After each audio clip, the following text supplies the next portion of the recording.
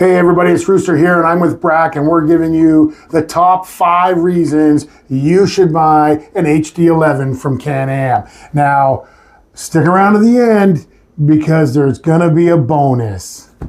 Okay guys, number 5, best in class utility and towing.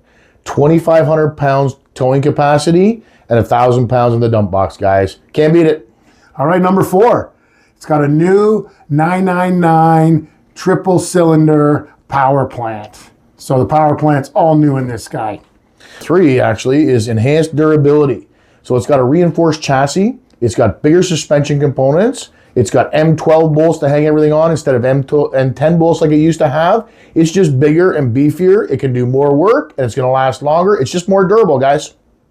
Okay guys, number 2 is the 10.25-inch touchscreen and the level 6 JL audio speaker package. You combine those together, outstanding. And the number 1 reason why you should buy a 2026 Can-Am Defender Lone Star is improved comfort, guys. Best in class HVAC. This thing is a full cab. It's got heat. It's got AC. If you're looking for a full cab, if you're looking for comfort, you can't beat the Lone Star, guys. You just can't beat it.